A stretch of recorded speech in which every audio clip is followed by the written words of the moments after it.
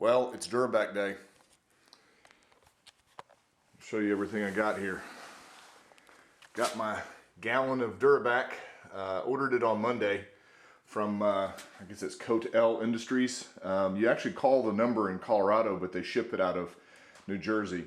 I tried to order it off their website, but they had an error on the website that said it wasn't secure. To be honest with you, that kind of scared me, so I called the guy there.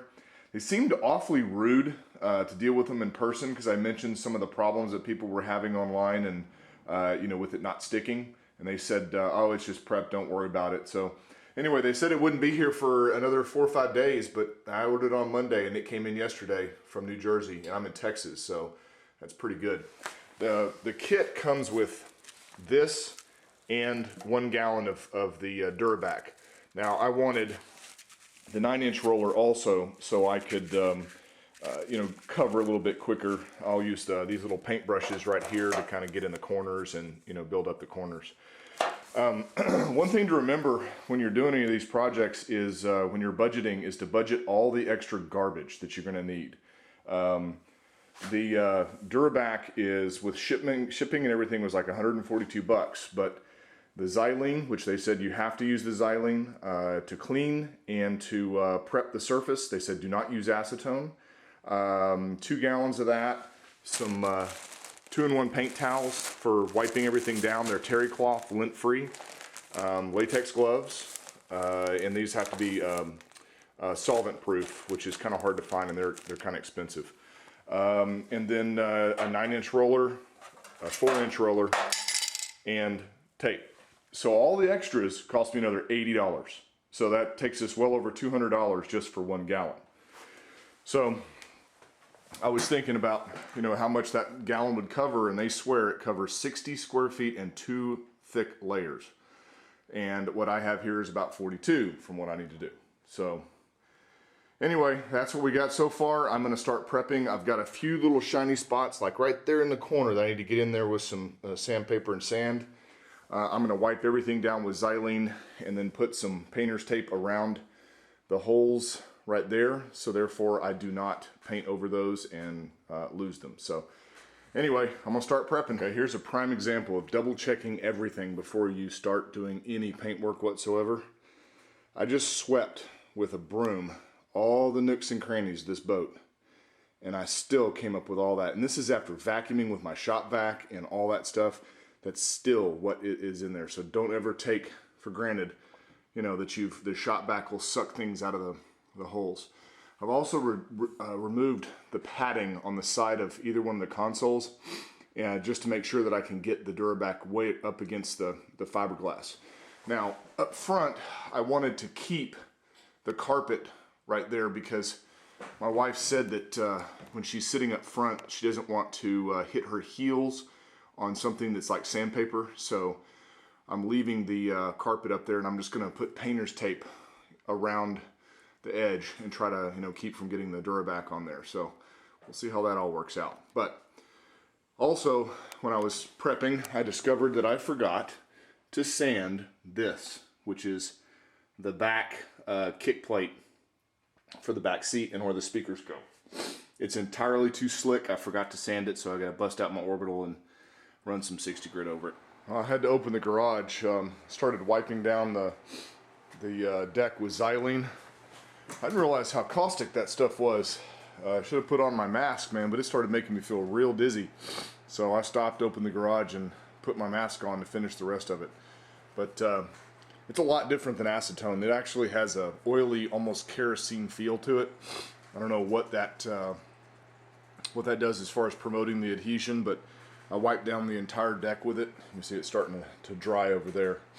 But I'm gonna let this go ahead and finish drying and put some of the painter's tape down to keep it off the stuff in the front. One thing I forgot to mention I'm gonna have to do is a mixer for the durabak. They say do not shake it. It causes like clumping or something like that. So I'm gonna attach it to my good old drill over there, and here in a few minutes, and mix it all up. Okay, let's see what she looks like. Got some gritty stuff on the top. Looks like regular old paint. Sure doesn't smell like paint, man. It smells nasty. Man.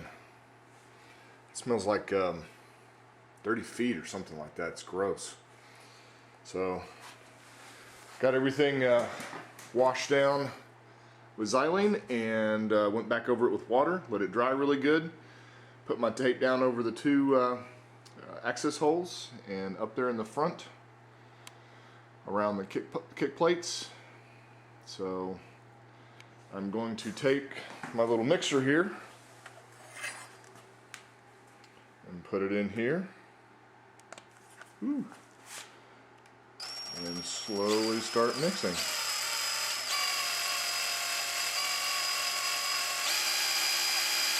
Well, you can really see that grit start coming to the surface.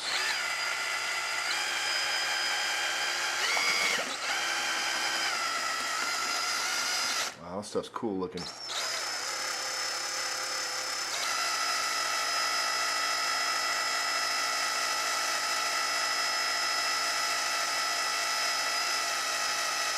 Alright, I'm going to put the camera down and mix this up and dab some on with paintbrush.